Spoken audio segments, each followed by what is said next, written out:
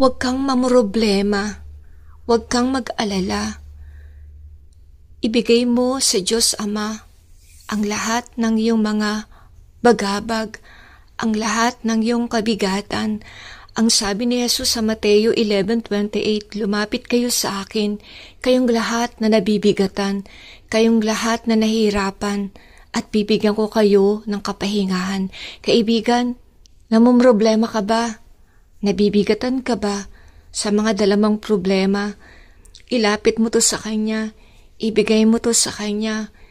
Dinggin mo at tugunin mo ang paanyaya sa iyo ni Jesus na sinabi niya na kung ikaw ay nabibigatan, lumapit ka sa Kanya, ibigay mo sa Kanya ang iyong daladalahin at pagagaanin niya ito. Manalangin tayo. Ama, sa pangalan ni Jesus, narito ako, Panginoon. Daladala ko ang lahat ng kabigatan sa aking puso, mga bagay na nagpapagulo sa akin, mga bagay na nagiging dahilan kung bakit tuwing gabi hindi ako makatulog sa sobrang alalahanin. Ibinibigay ko to sa iyo, Panginoon. Hindi ko po kayang dali mag-isa. Bigat na po ang aking pakiramdam. Samahan niyo po ako, Panginoon.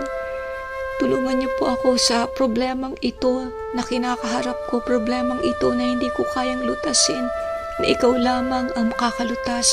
Samahan mo ako sa mga sandaling ito.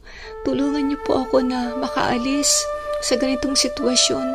Bigyan niyo po ako ng kapanatagan ng puso, kapanatagan ng kaisipan.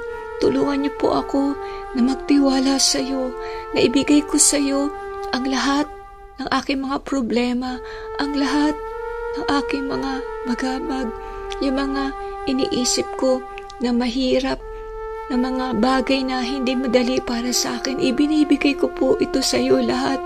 Manguna ka sa araw na to. Kunin mo ang problemang ito. Kunin mo ang kabigatan ko. Kunin mo, Panginoon, ang mabibigat kong mga dalahin at palitan mo to ng kaginhawaan, ng kagaanan na nagmumula sa iyo. Tinitiwala ko ang araw na to, Ama. Salamat sa iyong pangako. Salamat sa lahat. Ibinibigay ko sa iyo ang mga pasaning ito. Ikaw na po ang bahala. Ikaw na po ang gumawa ng paraan. Iniiwan ko ang mga ito sa iyong altar, sa iyong paanan, sa iyong mga kamay. Maraming salamat sa iyo. Pinupuri kita, pinapasalamatan kita sa pangalan ni Jesus. Amen.